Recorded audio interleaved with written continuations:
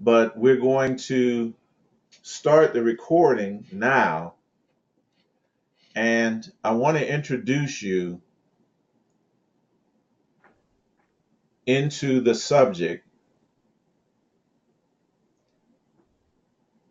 by reading a portion of an article that I found online called Kyprogenesis. Kyprogenesis. I have not researched this term yet, but once I read it and explain it to you, you're going to find out that this is exactly what the path and that we've been following, exactly the framework that we've been conforming our studies to.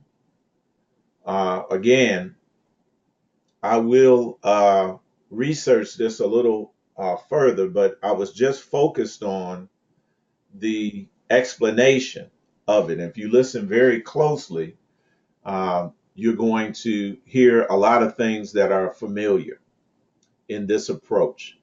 Kyprogenesis. Kyprogenesis is a triliteral KPR.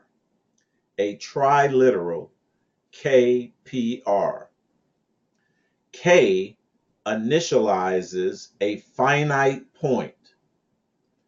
K initializes a finite point. In Hebrew, that finite point would be the Yud in the Hebrew alphabet. In geometry and sacred geometry, Nasi, it would be the dot in the middle of the circle. Uh-huh. All right? Just like Right. you're putting a compass down on a piece of paper and drawing a Right. circle. The K would be that finite point Right. from which that acts as a fulcrum from which you draw the circle. Keep this in mind. This is our science. Again, I'm not familiar with kyprogenesis as a term, but I know that this is our science. This is our ancient science. The P initializes the breakthrough from that point. The P initializes the breakthrough from that point. All they're doing, Nasik, is talking about the emanation process. They're Uh-huh. in symbols. Becoming Mm-hmm. becoming a lifeline. Now, you all are familiar. We covered this yesterday. And for the people that didn't hear that yesterday, that they weren't online, that lifeline, Nasi, is what we refer to as the plumb line or the plummet. All right. Plummet. Right. And in the William Blake uh, painting that we showed, and I'll show it now, it shows Jesus Christ, or the creator, with his hand extended over the head of Eve, and at the feet of Eve lays a prostrate Adam, unconscious. All right. Right. And the point, look, family, from the palm of the hand of this Jesus or creator figure to the sole of the feet of Kava represents the plummet line or the plumb line. It also can be construed or symbolized as a fish hook or a fish line. So write down the words if you're taking notes: plumb line, plummet, fish hook, or fish line.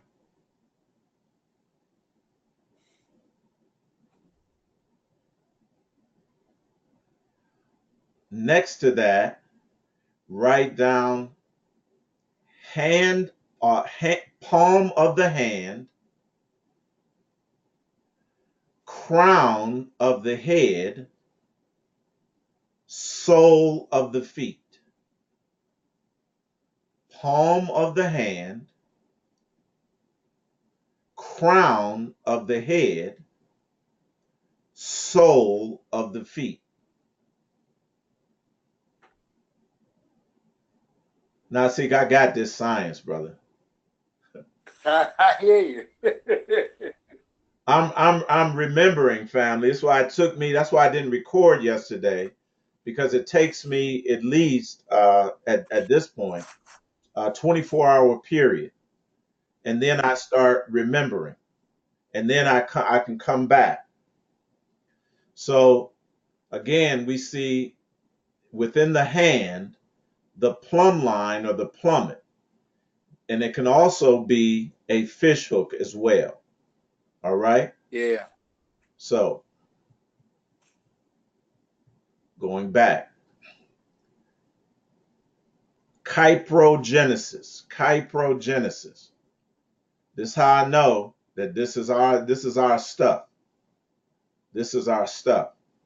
So you have the breakthrough point, and from that point, it becomes a lifeline, a plummet line, a plummet rather, a plumb line, or a fish hook or fish line. All right. And the R initializes its length of time. A length of time, Nasi, until a return to the original point. Now, see, you laugh, Nasi. You're remembering this. You're remembering Yeah. that. You're recognizing that you know this. Right. The R initializes a length of time until a return to the original point, makes of it a circle or a life cycle. A circle, a life circle, or a life cycle. Are you all with me? Wow. Y'all with me? Yeah. See, you know this. KPR is the ontological process. That's the process of divinity coming into being. We know this, family. We know this. The active principle, the eternal life cycle in time, the verb. The logos, KPR, is K, the being, and PR, becoming. The becoming. The being and the becoming. Now, we all should know that process. Yeah. We all should know that process. KPR is the governing principle of life. The governing principle of life. Now, if you don't know it like you should, by the end of this particular session, I don't know if you're going to know it any better, but I'm going to give you everything that you need to know it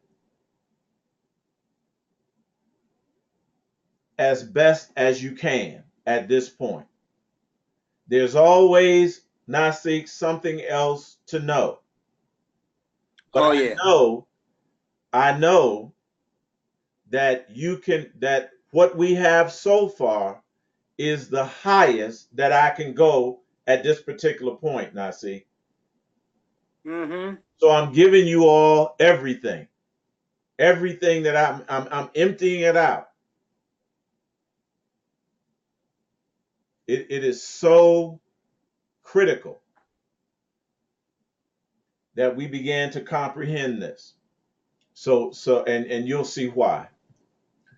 The age of spiritual knowledge and learning. This is from whoever put the blog up. I don't know if he gave a name. I didn't see it, but um, I just copied this word for word.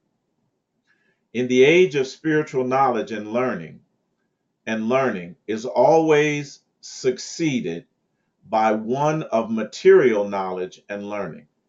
The present age shows ignorance of lofty spiritual ideas expressed, listen, in parables and allegories by the ancient sages. Now, all of you that have been with me from the beginning, one of the first things that we tackled was this area of allegories and parables. You remember, Yeah. Nasi? What Yes, that was the sir. first thing that we did. And Yeah. we familiarized ourselves with these symbols, because we said that is the way that our ancestors speak. And so, by way of introducing you to the ancestors, I had to give you the language that they speak in and that we are required to speak to them with. And one of the first symbols, Nasi, that you remember was this symbol of the kiro. Do you remember? Yeah. Yeah. All right. This is all coming full circle, family. And I'll go back to that document. As a matter of fact, I'll go back to it now, right where we were teaching from. Do you all see the kiro? Yeah. And do you see the Egyptian figure with his arms crossed across his chest, joining the Yeah. two objects together? Now, see, it's our science. It's our Yeah. science. These ideas have become covered or distorted in the course of time. Most are Yeah. taken in their literal sense, which completely Yes. Yeah. distort the science behind all spiritual teachings. What I'm going to do today is I'm going to take you and give you the fundamentals of your science, of your science, because this is going to be critical as we ascend, that we have these fundamentals, that we have a working knowledge of them, and family, that we begin to apply them consistently, and that these fundamental uh, principles don't just become rituals that we're doing or things that we address when online, when we think about it, but they become a way of life for us. And we're going to Right. understand that it will reward us, that once that happens, Nasi, what we will be blessed with, what we will be rewarded with, is this high frequency life experience that we will begin to what? Live in, the create and then live in Canaan land, the promised, Right. the new heavens and new earth, the new Jerusalem. I guarantee that. I guarantee. Yeah. These ideas, I believe, were originally based on the study of the natural sciences. Absolutely correct. Phenomena scientifically observed and symbolically communicated to assist humans to reach the higher spiritual zones they desire, the zones of their better or higher nature, the zones of their better or higher nature. That is referring to, family, from a top down perspective, when we first emanated into the realms of physicality and materialism and humanity. Actually, Nasig, our goal is to go beyond that. Yeah. But this golden age, this golden age would be nice right about now. However, there is a sacrifice. Remember, we talked about the sacrifice yesterday. Remember the marriage of the Lamb, where we became that sacrifice. Are you all with me? Yes. Yeah. There is a sacrifice that needs to be made to achieve what he calls, and this is brilliant, this is brilliant, spiritual buoyancy. Spiritual, Spiritual buoyancy. yes. Uh-huh. Now see, this is brilliant. And I know it came from our ancestors. I know he Yeah. channeled this from our ancestors to achieve unity of the self with the all. Wow. Unity of the self with the all. Are you all hearing me? Yeah. Are you hearing? Yeah. Unity of the self with the all. High science, now see. That's high science. High science. To learn, first of all, to love, heart chakra, y'all. What is the highest frequency love, family? What is the highest frequency love? Love thyself. Absolutely. Self love, That's right. first of all. And to live long and accept posterity. Now remember, he almost said live long and prosper, and that is Huh. the blessing, the hand blessing. I'm telling you, this person here, I don't know if it's a brother or a sister, but this person here is on a high frequency level. Yes, they are. Or at least they were on it when they wrote this. To reveal, to heal, to help humans understand how to help themselves stay buoyant. This is brilliant. Y'all gonna see how brilliant this is. Yeah, that's brilliant there. Vishnu teaches self-preservation, not preservation of other things and other folks, but self-preservation. What was I saying yesterday? That the first thing we do when we talk about creating a new heavens and new earth is think of forming uh, institutions that'll benefit my brothers and sisters and mankind. That's so human and low frequency.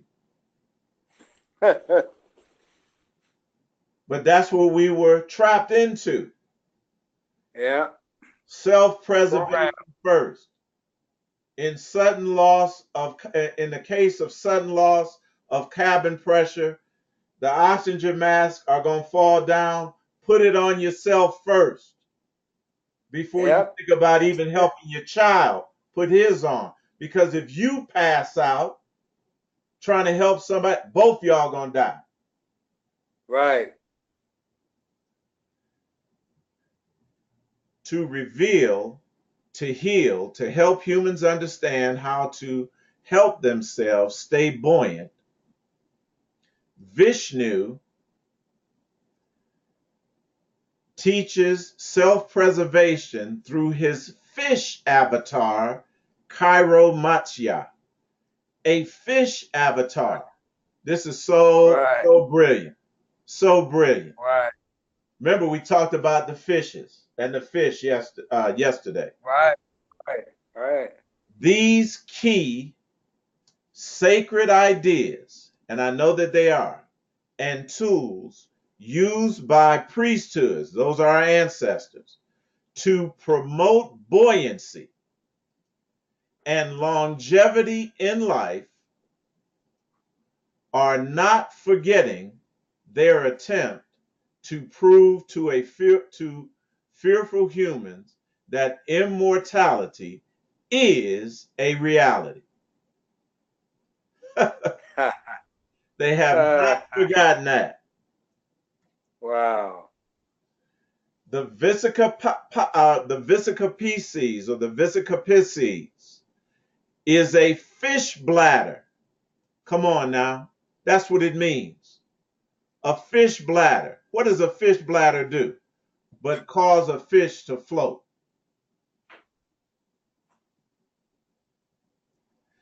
And in compressing the bladder, the fish sinks. In inflating the bladder and expanding it, the fish does what? Rise to the surface. Are y'all with me? Yeah. The Mm-hmm. vesica pisces, or the fish bladder, is the best example I can offer to demonstrate my point, where the ignorance of the last 5,000 years, as I speak of, Don't make no sense. is glaringly obvious. Say again. Hello? Did someone have a comment or a question? All right. The vesica pisces, which literally means fish bladder, is the example I can offer to demonstrate my point, where the ignorance of the last 5,000 years I speak of is glaringly obvious. And Nasik, remember, when we look back, relative to this current age, we look back to an 8 to 10,000 year period. How many people have heard me say that multiple times? Right. Mm-hmm. Right. Right. Mm-hmm.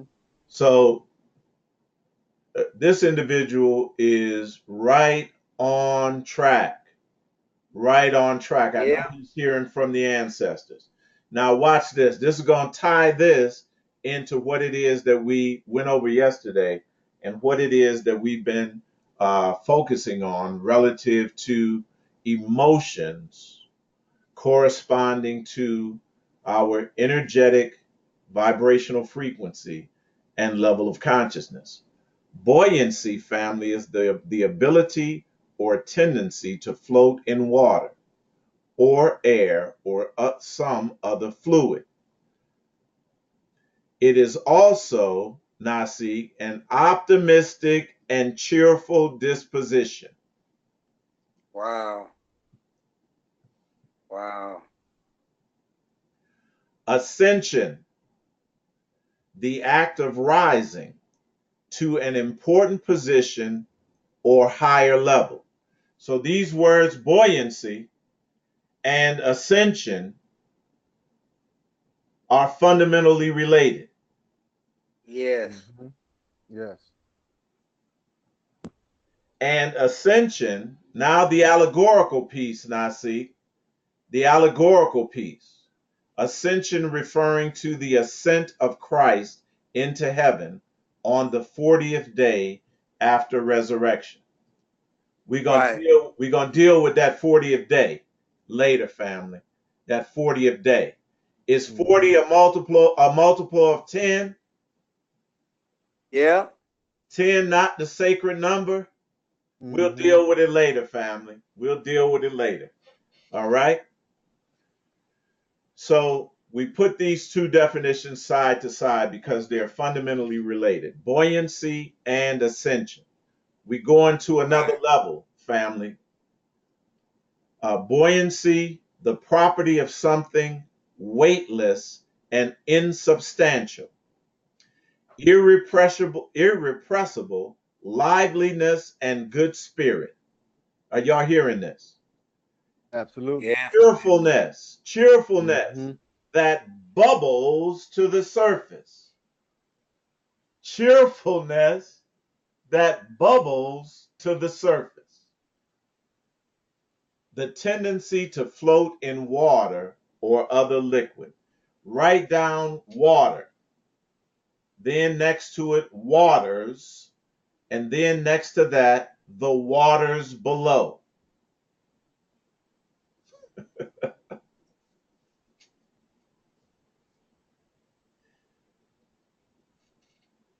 Ascension is a noun, a movement upward. Christianity, celebration of the ascension of Christ into heaven, observed on the 40th day after Easter or Ishtar. Passover. Mhm. Y'all got it. Y'all know this, man. Y'all know this. Come on now. The rising of the body of Jesus into heaven, Right. of the body of Jesus. I guarantee you, family, you're going to have all of the fundamentals of the science of this once we get through this. It's not going to take long either.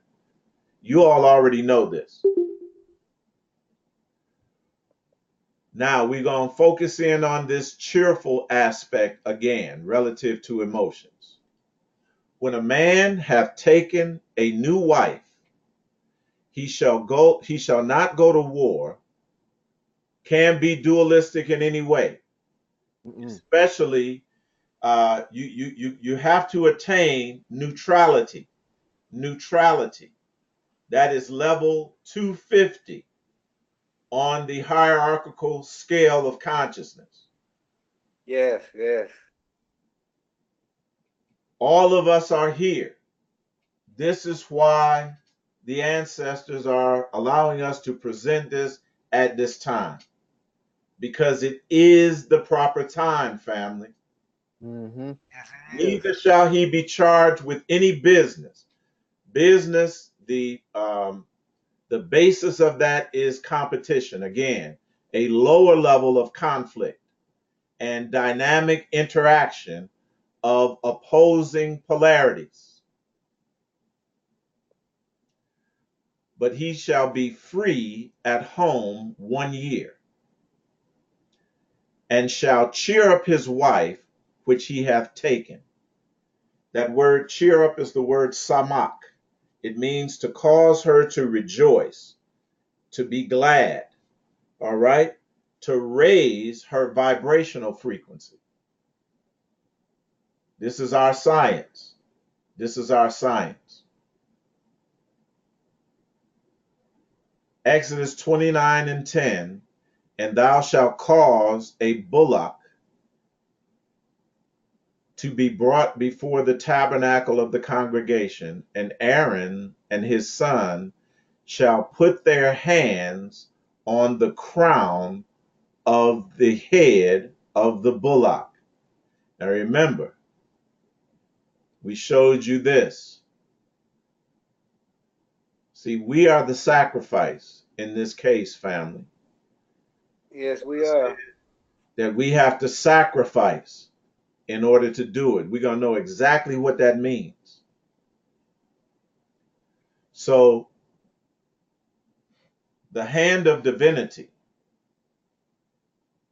the palm of the hand was placed on the crown of the head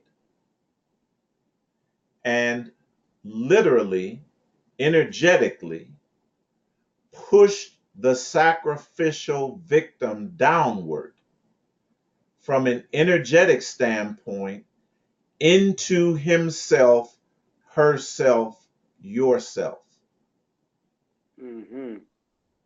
So the crown was of the head was in the position energetically of the lowest point, which is the sole of the foot.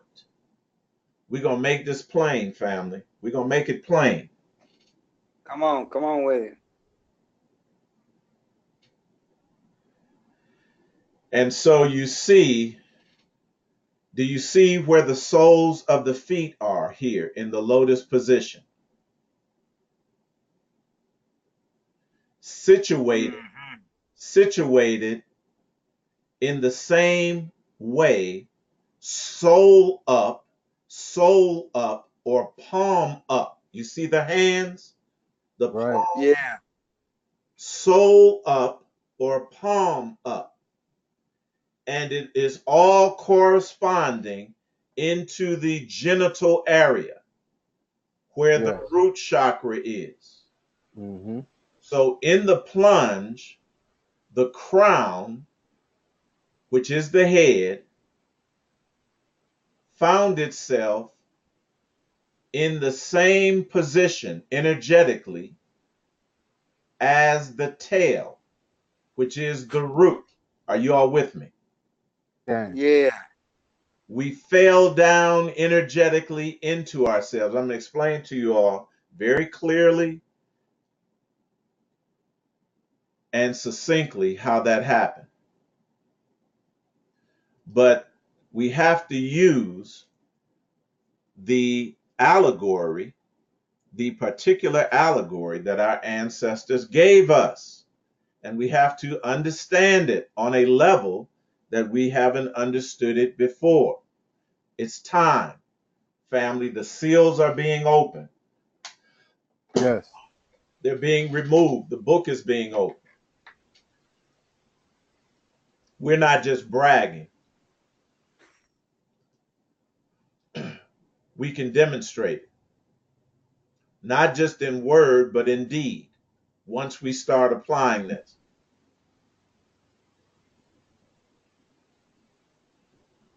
Continuing on.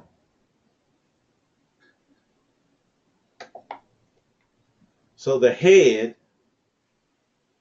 moved down to the root or the soul or the foot.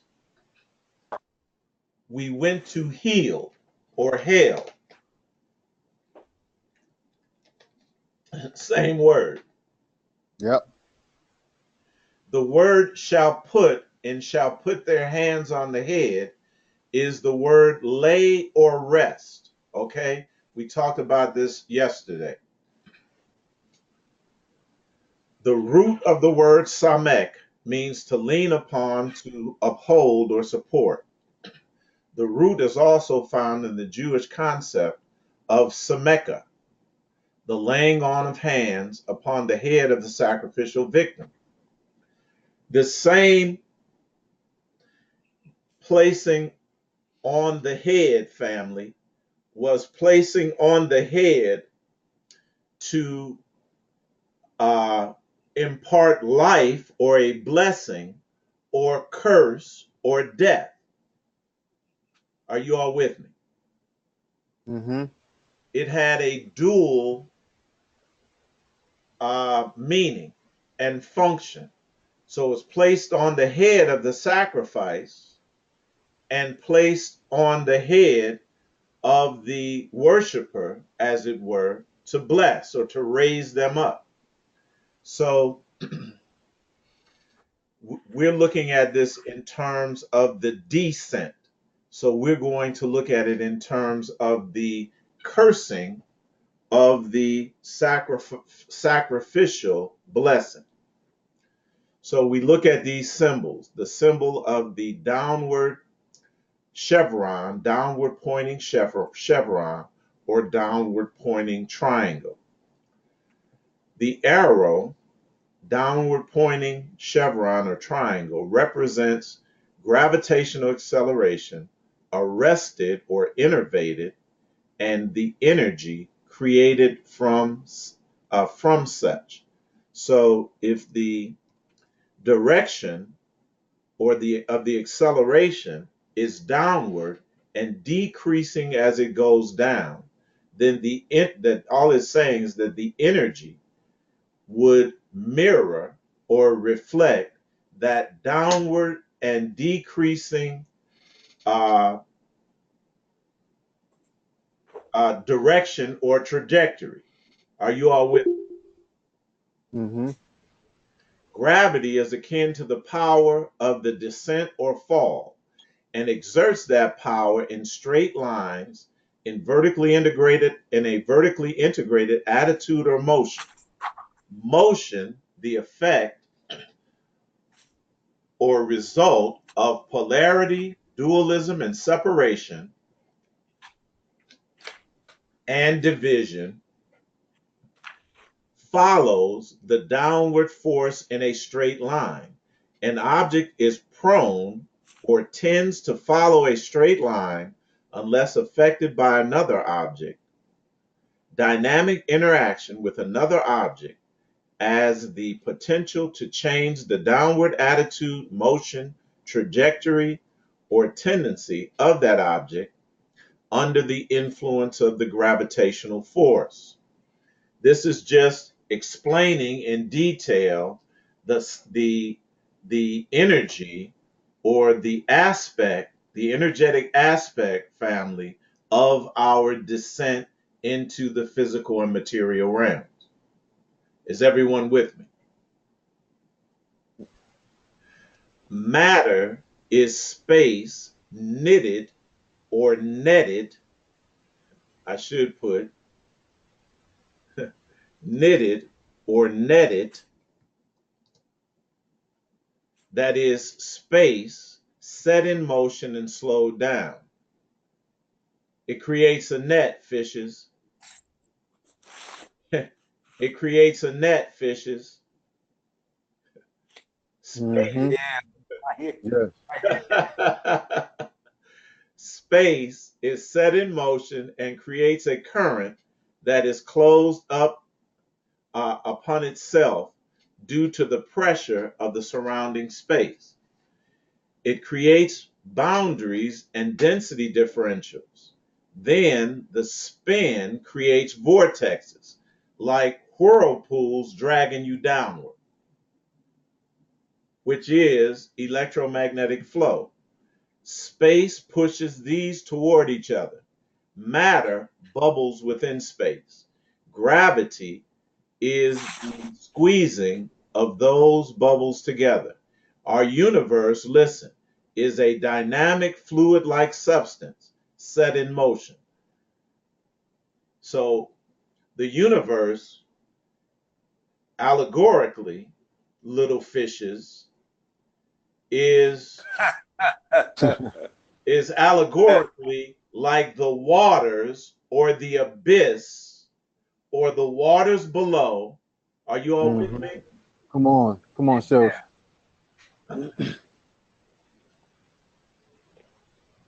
So here's you little fishes right here, trapped, falling inside yourself, trapped continuously.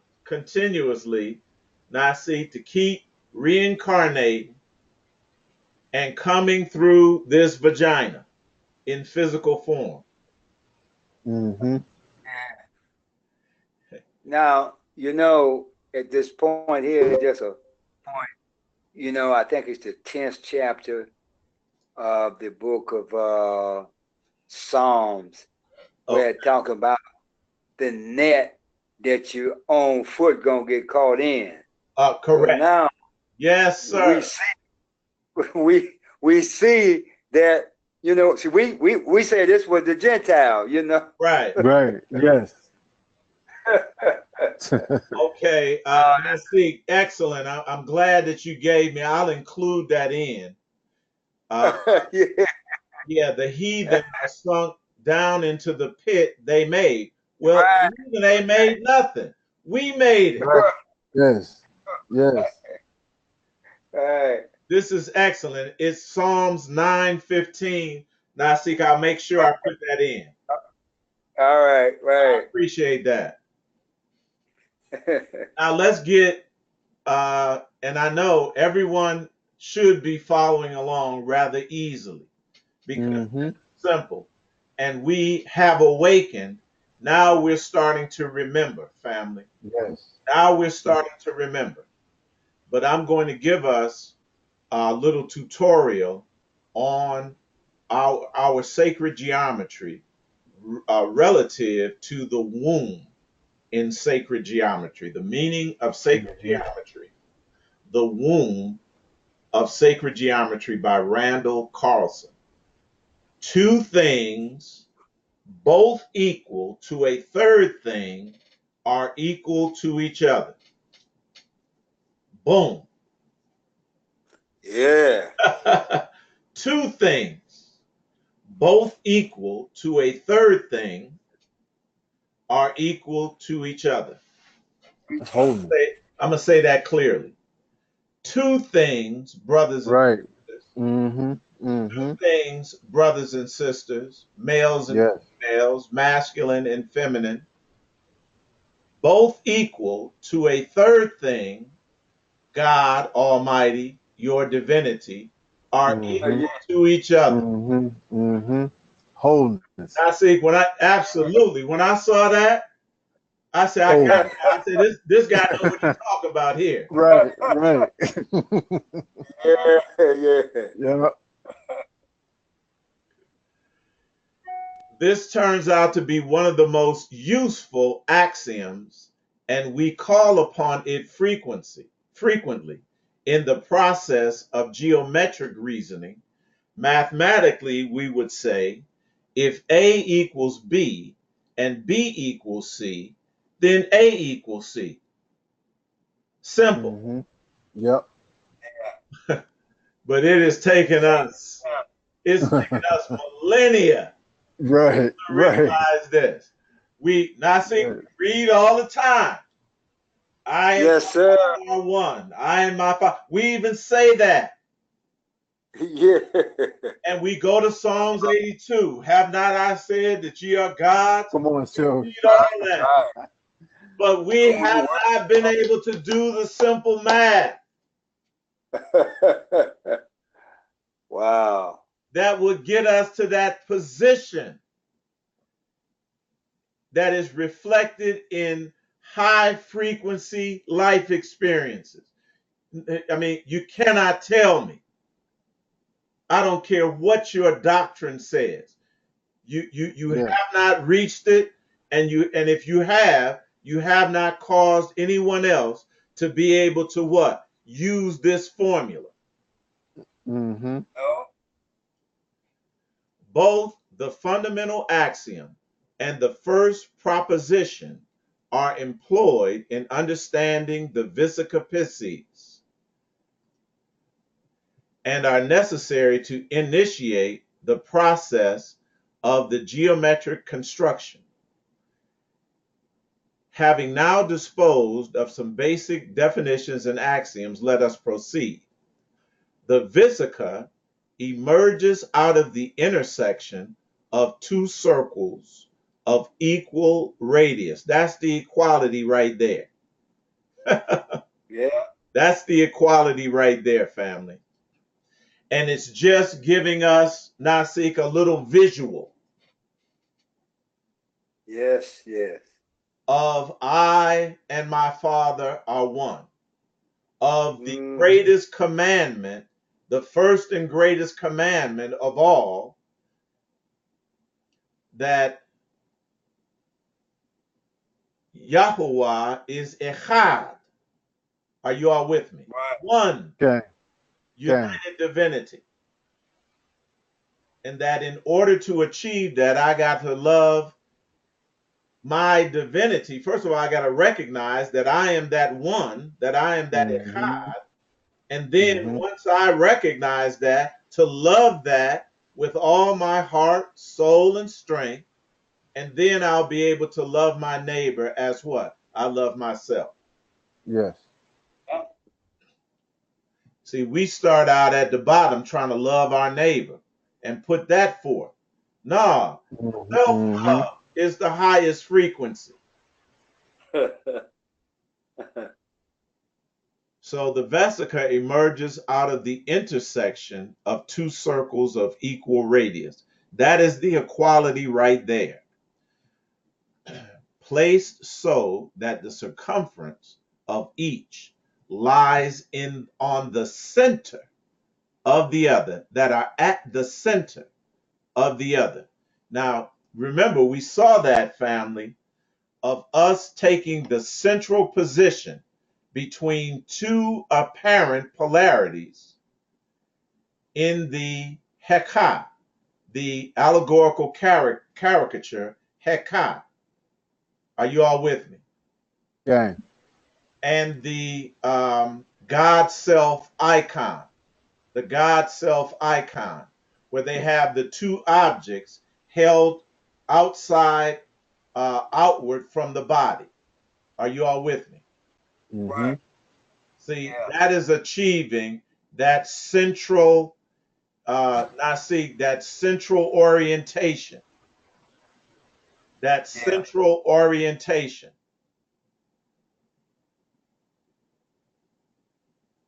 This is our stuff, family.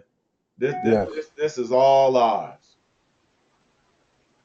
this can't be nobody but Absolutely. there's no making, you understand, apparent opposites to be complementary, into one thing. Ain't nobody talking about that but us. Right. And you all see the central figure here, right here, represented by the Mm-hmm. eye here, and Mm-hmm. crossing the two objects over Yes. the chest. Mm-hmm. Y'all see that? Yes. Yeah. That's yours. That's how you can Mm-hmm. see it. That's your stuff. That's your knowledge. That's the only way you can recognize it. So, first, we draw a single circle. We perceive that the first act is the placing of the compass point on the paper. That is initial. That's initial. That is the first emanation, the first Mm-hmm. act of emanation. And it says that in Kyprogenesis, now see, the K initializes the finite point. That first Right. Right. that first point. That is like placing uh, the point of the compass on the paper, and it creates that little dot. See, in Right. all cultures, ancient cultures, that little dot is representative of divinity. Mm-hmm. Mm-hmm. The emergence, Nasik, of primordial singularity. Yeah. That's it. We then draw or construct our circumference. The dot is Yeah. us, the circumference is us as well. We next Right. draw a second circle. Now second circle, this second circle, family, corresponds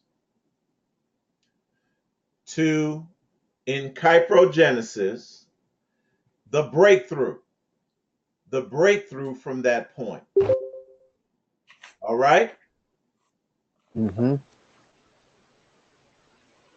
By placing our compass point anywhere on the circumference of the first circle, making sure that the second circle is exactly the same size radius as the first circle. Thusly, you all see it. Okay. The progression of the creation of the Vesica Pisces.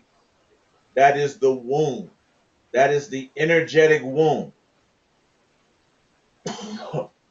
that all things enter into and exit out of, Wow. by which all things enter into and exit out of. Contemporary scholar and geometrician Raquel Fletcher, who regularly contributes a column to the Nexus Network Journal, expounds upon the fundamental symbolic meaning of the Vesica.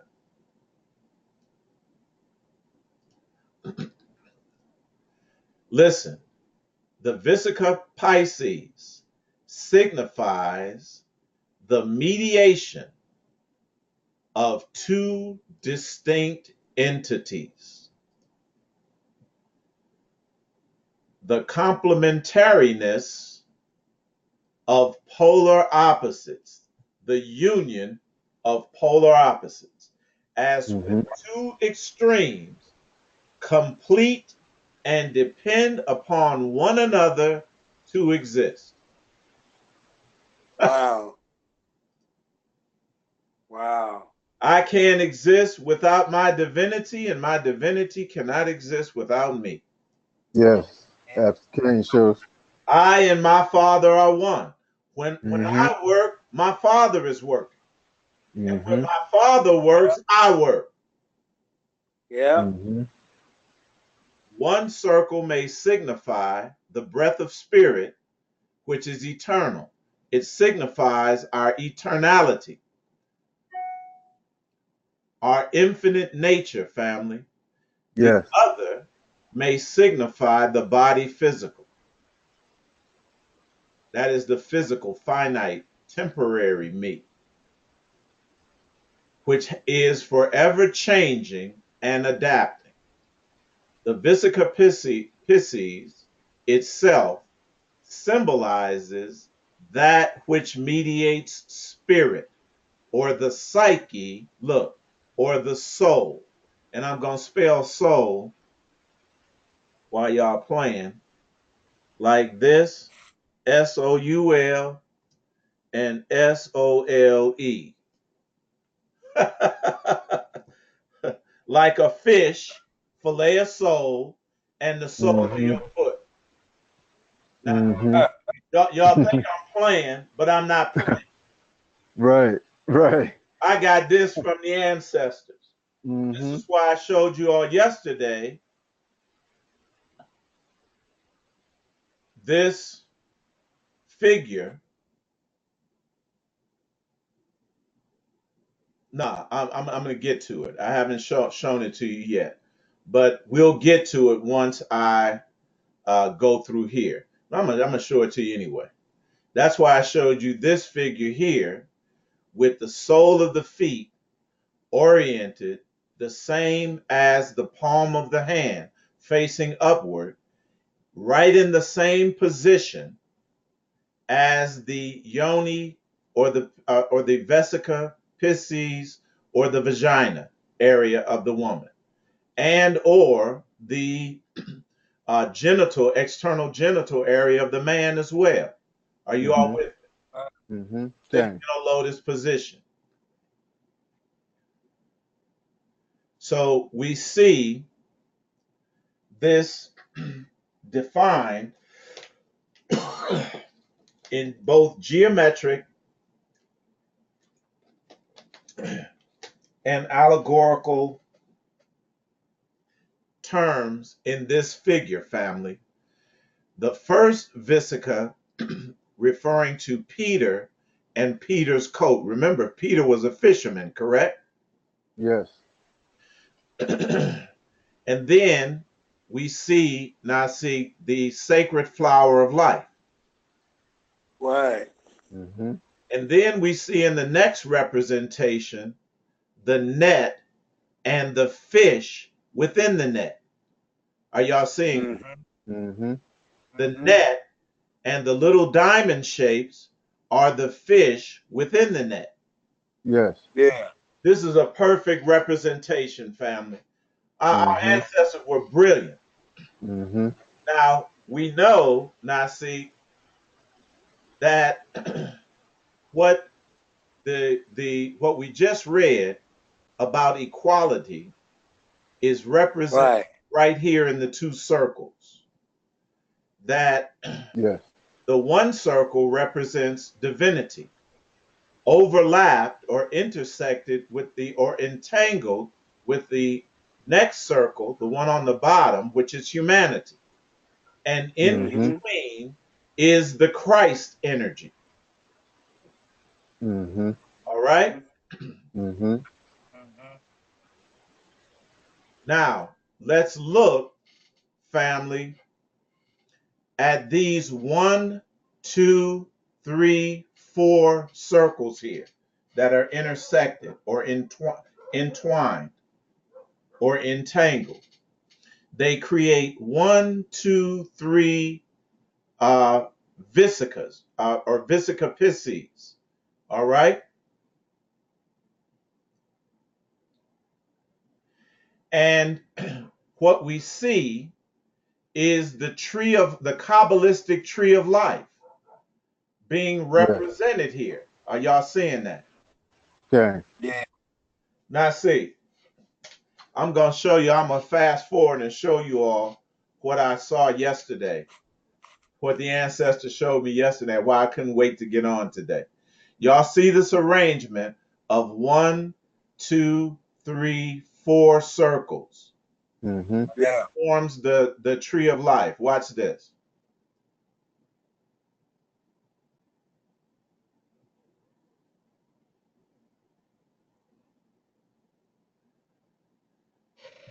Do y'all see the center picture? Yes. 1, 2, 3, 4, and Mm-hmm. then 5 circles here. Mm-hmm. Look at the value of that arrangement. It is 8, 8, 8. Mm. We right on time, family.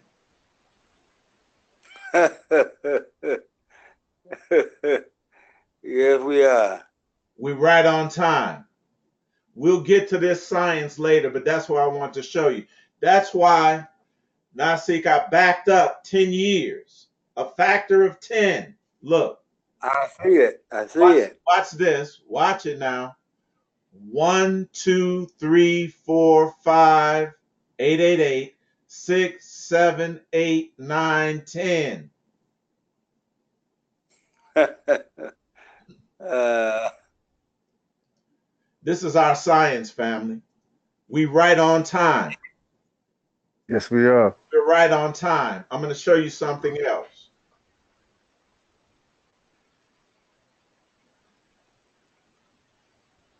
One, two, three, 4, 5, 6, 7, 8, 9, 10. Do y'all see it? Mm-hmm.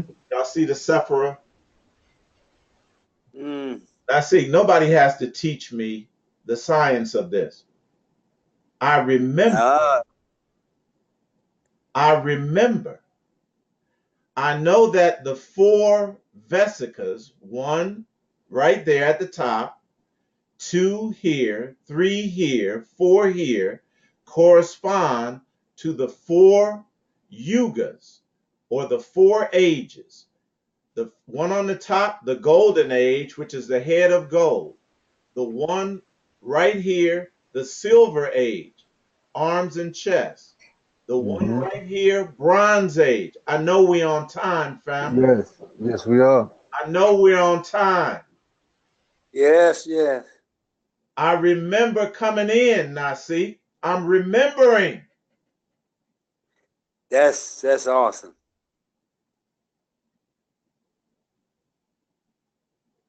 You don't have to believe me. I'll prove it. Because I'm coming out. That's how I'll prove That's right, right, right. it. It's gonna be it's gonna be evident. So follow me now. This is key. And this is what I wrote based on what I remember about our science. The Visica Pisces, symbolically, allegorically, and holistically, expresses or articulates what occurred when we, as a singular divinity, perceptively plunged into the waters below. That is, took on physical proportions and entered the environs of the physical material realms. Did y'all hear me? Yeah. Mm-hmm.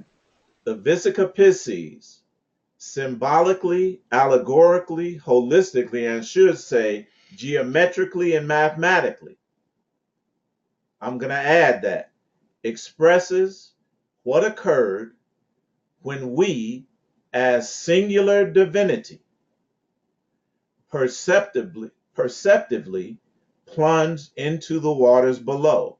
That is, took on physical proportions and entered into the environs of the physical, material, space-time realms. I should put that because that time factor is critical. That's part of the lifeline, family. Upon entering those metaphoric waters, we were at first, Really? we were at first less dependent upon the waters of the physical material realm because in form we were more divine than physical human. Does it make sense? Damn. Yeah. Mm-hmm. Consequently, we had the divine ability to exist and thrive in multiple dimensions and environments. However, over time and after multiple incarnations into and through the waters below, this divine multidimensional environmental capability gradually subsided, and we thus became less divine and human, that is, more fish like, becoming increasingly dependent on the physical,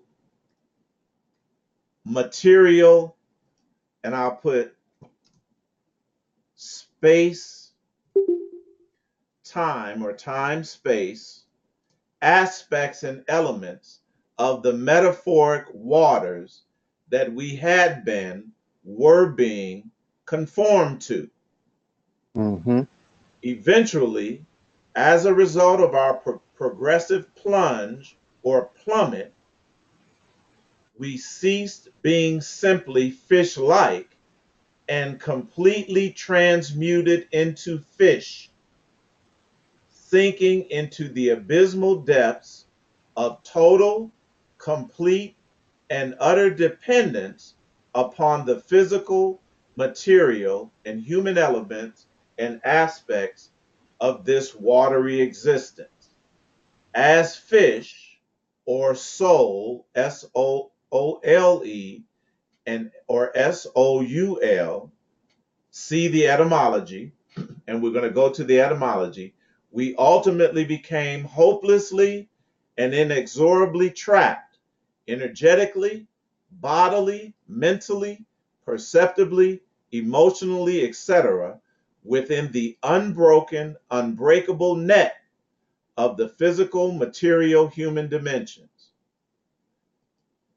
Does it make sense, fam? Now, Damn. this, as you begin to remember, this is what you wrote. That's correct. Wow. Didn't take Wow. long, now see. It didn't No, take I long.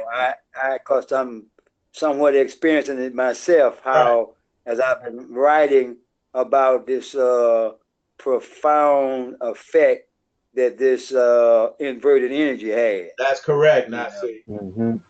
We're remembering, family. Yes. Remember. Yeah. Yeah.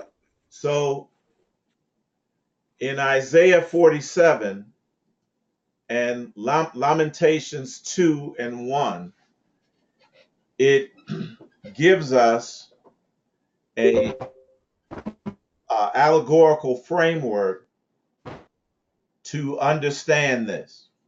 And we provided again these particular figures, drawings, to illustrate it and to help us to conceptualize this.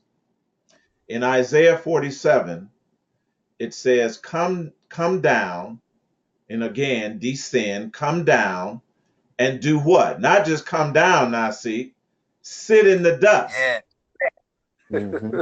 So we have to now, from the allegory, picture someone sitting down in the dust. Right.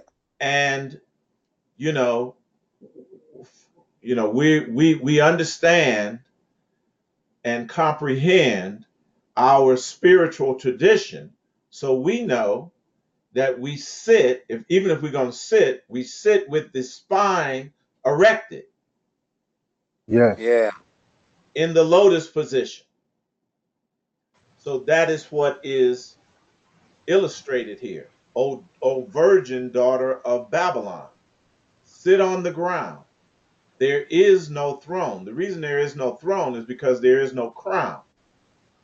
Because the crown energetically fell or plunged or plummeted from an energetic and vibrational standpoint into the soul, or the soul of the people, or the lower level vibrations of the root. And the root family, as we know the root, as we know root, we're getting a lot of interference here.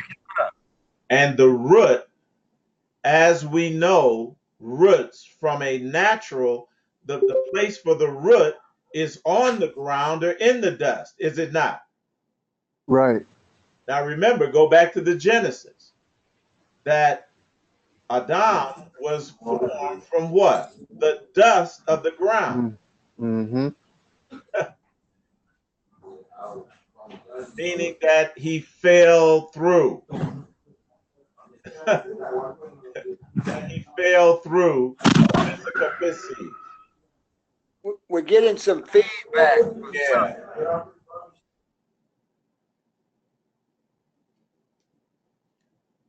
So the root chakra is quite naturally, family, associated with the dust and with the ground. Does it make sense? Okay. Yeah. Mm-hmm.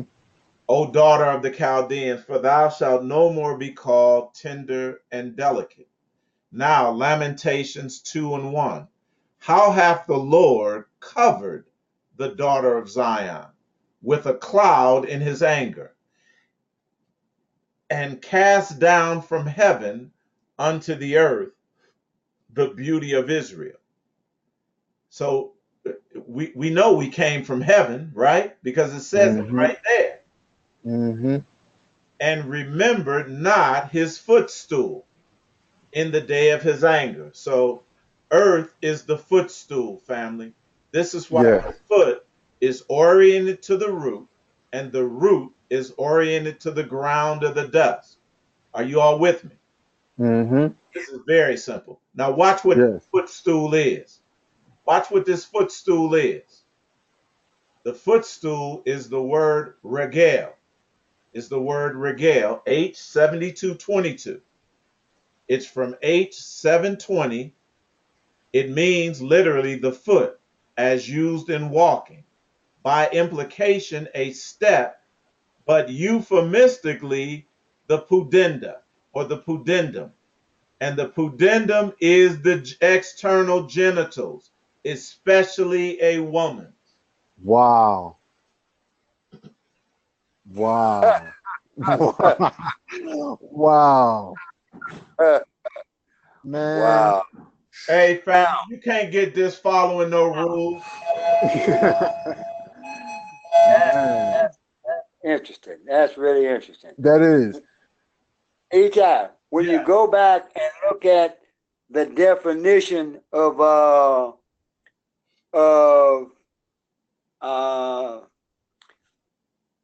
when you male and female, Yes. and you say create them, and you look at the word for female, Uh-huh. Yes. Nikki Yes. Va, when you follow Nikki Va, you're gonna find that word pudenda. Right. And it Yeah. means pierced. That is that initial point. Mm-hmm. What is confused Right. what's going to be confusing, family, if we remain dualistic. If we remain dualistic, we won't figure this out. Won't figure it out. Because Not at how all. can the earth, and we've heard this, Yes. be Yes. God's footstool, and if Yes. it's the woman's genitals, it's referring, and God is a man. Right. That shows. Yeah, This is.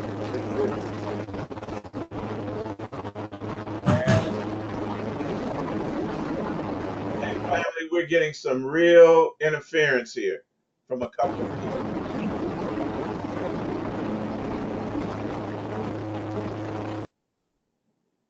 Thank you. So what follows, family, is the mathematical um, correlation between uh, the dimensions of the Vesica Pisces geometrically, and the the parable of the fish, the amazing catch of fish that Peter caught in the New Testament. Are you all with me? Mm-hmm. Yeah, That he caught right. 153 fish. So we're not going to go over that at this point. I will give that to you if you're interested in that. You know, uh, go right ahead and do it. But I'm not interested in the net geometry as much so as I am in uh, the grammatical aspects of this. And the relationship with both grammatically and etymologically, rather. So I want to take a look of the etymology of the word soul, okay? And just to let you know, soul, that these words phonetically are connected. Soul, Mm-hmm. Sole, soul, Soul, soil, Soil, the dust of the earth, right? And the Mm-hmm. ground. Mm-hmm. Mm-hmm. Sol, Sol, all right, as in solar. Yes. And sun, Son, and Sun. This is why you see represented in the Vesica Pisces the sun, Sun, and Son. It is a light orifice. Mm-hmm. It is a light orifice. And we said yesterday that prior to incarnating from the non physical realms, we are drawn to a particular light. And that light is the action of the motion of coitus, or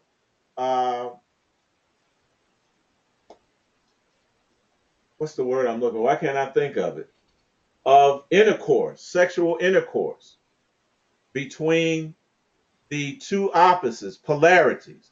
And in that time where the sperm meets the egg, I've shown you this before, that egg lights up. Mm-hmm. That's incarnation. That is us incarnating again into the physical realms. Are you all with me? Okay. Yeah. So,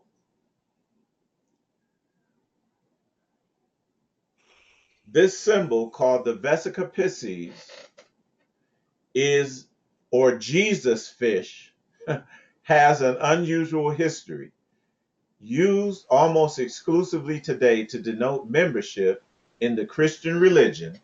The symbol once held a very different meaning, even in the to the early Christians who adopted it. Giving you a little history. The word usually found inscribed as these letters that are Greek, the Greek ichthys, meaning fish. All right. The emblem became significant to Christians after Saint Augustine, who extracted the word from the acrostic prophecy of the Erythraean Sibyl and applied the Kabbalistic technique of notaricon, or acrostic, to the word to reveal Jesus Christ, God's Son, Savior.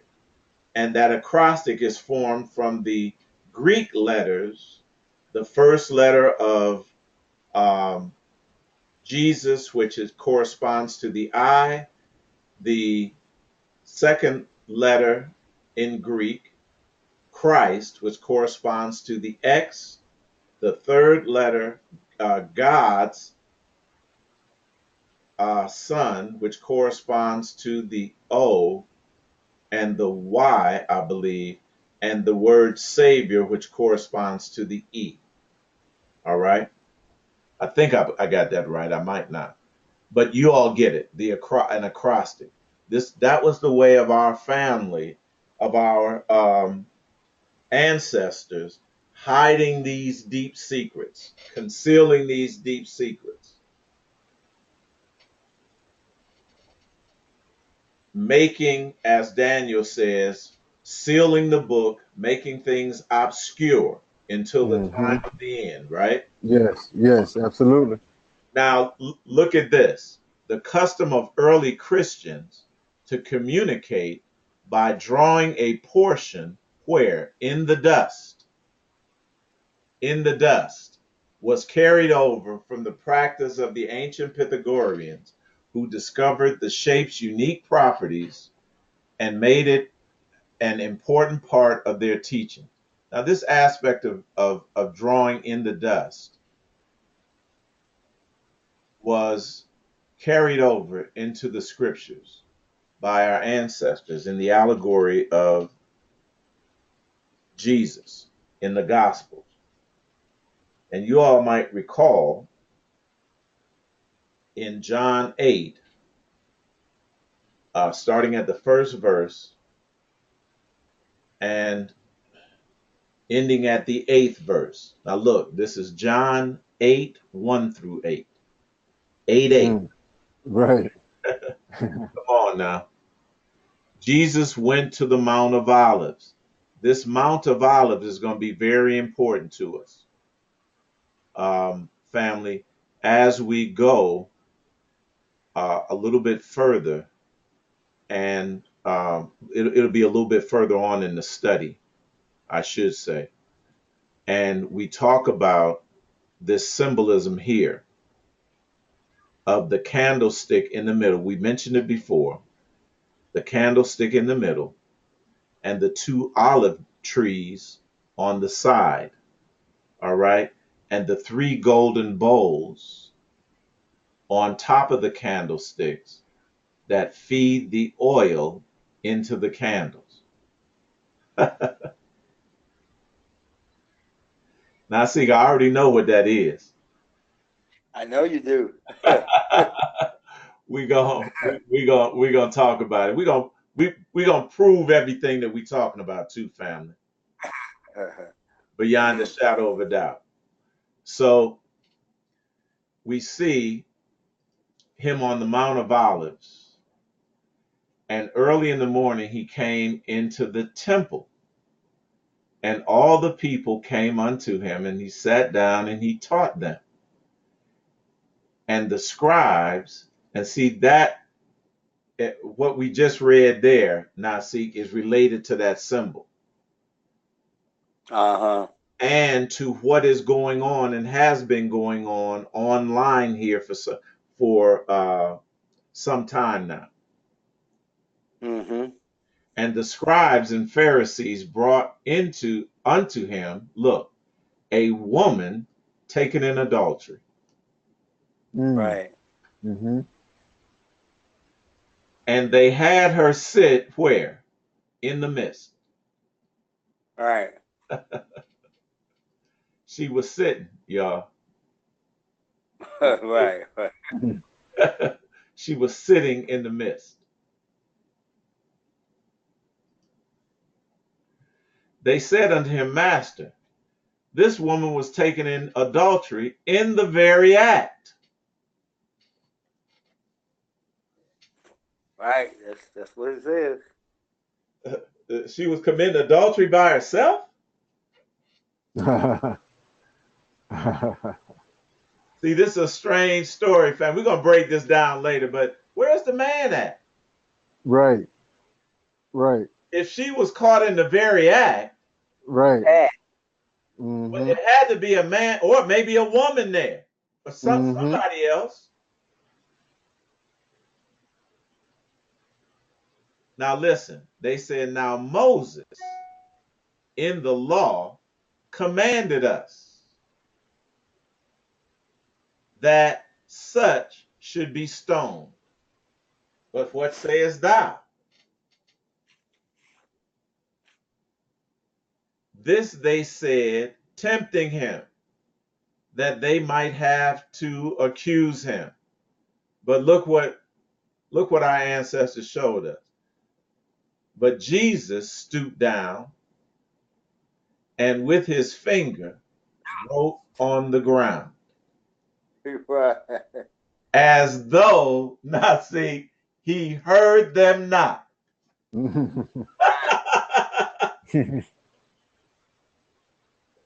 We're going to break this all down later, family, but y'all can see that Mm-hmm. they, What reference is that? that's John the 8th chapter, 1 through 8. Now see.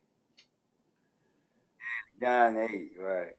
But see, even the early Christians who were not like the Christians today, family, Right. they didn't even call themselves Christians, used to communicate by drawing a portion in the dust. Mm-hmm. So this has heavy meaning. We'll get back to it. So when they continued asking him, he lifted up himself. Now remember, he stooped down. He lifted up himself and said unto him, he that is without sin among you, let him cast the first stone at her. We all fishes swimming Yes. in the same sea Mm-hmm. of a low frequency hierarchical field of dominance. Yes.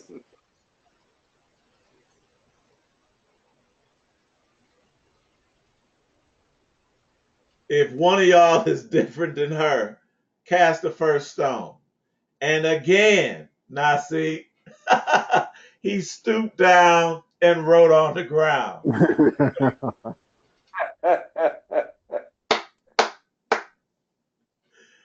And they which heard it, being convicted in their own conscience, went out how? One by one. One From by the one. oldest even to the last. And Yeshua was left alone, and the woman now standing in the midst. Mhm. Ancestors family was back. We're gonna get back to it. We're gonna keep laying this down. But we're gonna get back to that and decode that now. See, that is so that's such a good story there. Yeah, that's yeah. That's such a good story. And it talks about the is talking about family, to give you all a hint, the restoration of the divine feminine. Yes. That is going to be essential to our ascension. And that's what Mm-hmm. our ancestors were telling us. Mm-hmm. So in earlier times, this glyph was associated with the goddess Venus and represented the female genitalia, what they was trying to make her ashamed of. And as a matter of Yeah. fact, that's what we'll take a look. That's what this pudenda means, shame. So soul family is means single and alone, having no husband or wife. It speaks of, now see, this division and separation. Mm-hmm. And it Mm-hmm. also, at the same time, speaks of singularity, Yeah. the joining Mm-hmm. together. of one into one and only thing, singular, unique, only one, not two. So we have this dual understanding. Also, that's as an adjective. Also, the bottom of the foot. Okay, and we talked about that. Technically, technically, the planta corresponding to the palm of the hand. That's why I said write down palm of the hand, right? Crown of the head, sole of the foot. Right. Because these are allegorical terms that, when understood and when comprehended, express in fullness, Nasi, our plunge, plummet, or descent into the lower realms of the abyss. It also means a flat fish, and also solum, which means bottom, ground, or foundation, or the lowest point of a thing. That's actually what we did. We descended to the lowest point. Is it making sense, family? Gang. So I will have all of these different aspects of the word soul, and I have it, I believe, in this document as well. Somewhere in this document as well, I believe that let me do it this way, that we've got that laid out for you.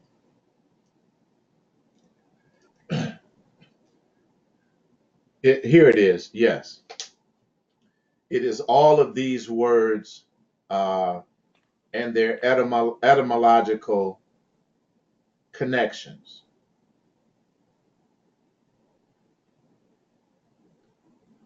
And now see, it is all we don't cross swords on none of this.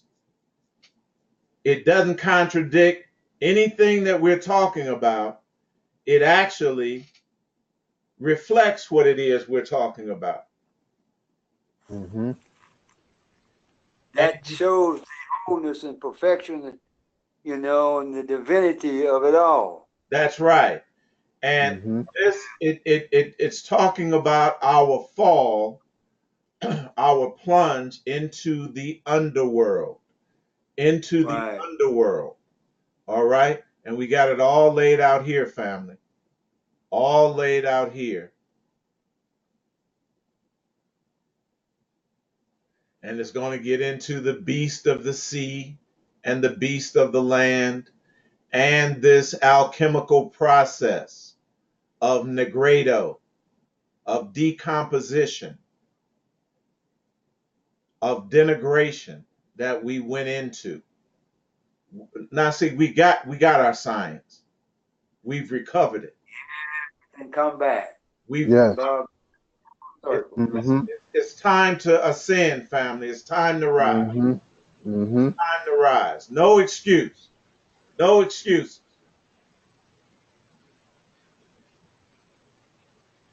So the glyph of the Vesica Pisces is associated with the goddess Venus, represented the female genitalia. Early depictions of Christ depict him as an infant within the vesica. In this context, it is usually referred to as mandorla, meaning almond shaped, which represented the womb of Mary, and often the coming together, listen, of heaven and earth in the body of Jesus. We see it here.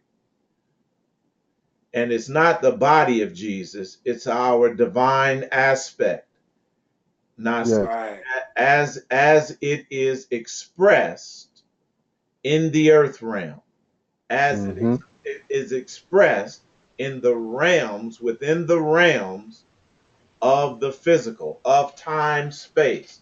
Does it make sense, family? Gang. Mm-hmm. This is so simple. As such, it is also a doorway or portal between worlds. I'm telling you, we exited out of that from an energetic standpoint.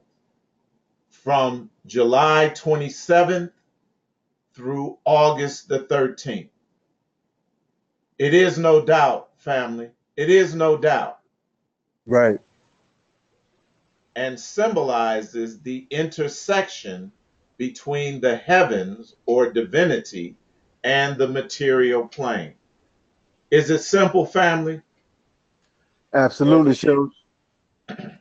This is yours. That's why it is. This is yours. This is ours. You just have to remember this. And as you remember it, you're going to be an expert, a master at ascension, at controlling and activating and controlling your ascension vehicle. We are at the doorsteps. The fundamentals and the basics are being communicated to us. Mm-hmm. The shape of the arches of Gothic architecture is based on the Vesica. So what we have to do, family, is to see ourselves in the center space of the Vesica Pisces, where your higher self has merged or is merging with the physical. Look, we entered into Nasi, this Yeah. portal, this gateway between the times of July 27th and August 13th of this year. See yourself in the center space as Heka or Weret Heka, as the God self icon, family, standing, possessing two things, two natures, and joining them together. All right? Yeah. The higher self merged with the physical, awakening rather your Christ consciousness via sexual energy. Via sexual energy. We're not going to play with this. Right. We're not going to play. We know what it is. Our Mm-hmm. ancestors have told us. They've told us where our power source is. Look, Mm-hmm. we brought it with us, Mm-hmm. even as we fell. Now see, but we were not allowed to activate it. No. No. That's why we were socially, perceptually, scientifically engineered against it, and Yes. it became taboo. Mm-hmm. Right. It became something that you did not bring up in polite or formal conversations, especially from a religious, in a religious or spiritual context.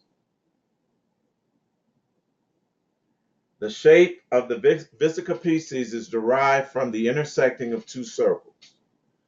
The Pythagorean measure of the fish, that was a mystical symbol of the intersection of the world of the divine with the world of matter and the beginning not only of creation, family, but the beginning of ascension, the beginning Mm-hmm. of attaining buoyancy from a Mm-hmm.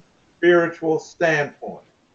And that has, Nasi, everything to do with our emotional state, moment to moment, Yeah. and finding ways, the most basic way. to elevate your emotions is from a sexual standpoint. Somebody prove me wrong.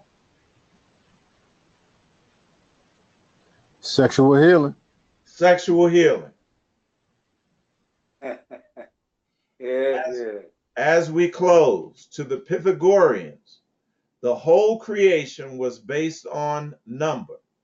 And by studying the properties of number, like we have been, they believe one could achieve spiritual liberation. The Vesica Pisces was the symbol of the first manifestation, the dyad or the reflection that gave birth to the entire manifest or observable universe. Within the Vesica can be found the triangle, the tetrad, the square, the pinnacle, and many more polygons, making the Vesica a true symbolic womb. Very simple, fam. Don't get no more simpler than that. Doesn't get no more simpler, no more basic, no more fundamental than that. That's how you came in here. That's how we came in. That's how you arrived.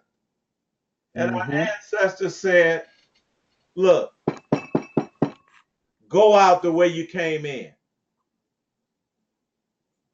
And what I've done at this point, I've been able to clearly see, without us understanding our emanation into this physical plane, Yes, sir. that this was actually what is called the scientific social engineering of inverted energy. That's correct. Now, see, absolutely.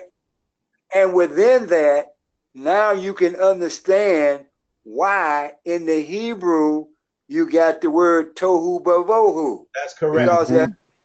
tohu bavohu makes no sense, of you being under falsehood and misery, and ignorance, if you was created. That's correct. Right. Right. Come on, I said. Now, see, we talked It's about this the other day. You and I talked a little bit about this the other day. Right. Yeah. So the science is perfect, family. Yeah. The science is Yeah. perfect. Yes, it is. This is being put on view for us for a reason, because it is time to apply this. It is time to apply this. Each and every one of us can do this. Yeah. That's why you're here.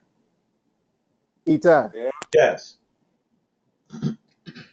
It's you got that graphic that 8 that Yeah. 880 Yes. today is the 17th day of the 8th month of 2018. That's correct. Right. So 1 and 7 is 8, 8th month, and 8 times 1 is 8. That's right. Tomorrow is the 18th day of the 8th month That's right. of 18. Right. So see, we are And it's in real time, shows. okay. In real time, we are in this. Look, and tomorrow will indicate 10 days from the opening Come of on, the show. Lion's Gate. Come on, show. 8/8/18. Yes. We right on Come time, on. family. We right on time. I dare somebody try to prove me wrong. I triple dog dare. Oh man. Wow. So we're gonna stop right there. It's only gonna get easier, family. It's only gonna get easier. We've reached that point. We are beginning to remember. That is I'm telling you all, that is the only way that you can comprehend any of this. Mm-hmm. I'm a wit Yeah. I'm a witness, Malkiel. I'm a Dang. witness. Mm-hmm. Likewise, shows. I'm not doing anything that y'all can't do. I'm Right. not doing. Mm-hmm. Promise you this. If Just you got to don't remember, continue if to you don't apply what it is that we know. Go right ahead, Nasi. I'm sorry. saying, if you don't remember this, there's absolutely no way to intellectually make this make sense. Absolutely. You Dang. can't That's make it. this intellectually. You know, you have to remember this and know this Yes. as reality for yourself. That's Mm-hmm. correct. That's correct. Absolutely correct. Yeah. So with that, I'm going to end here and ask if there are any questions, further questions or comments.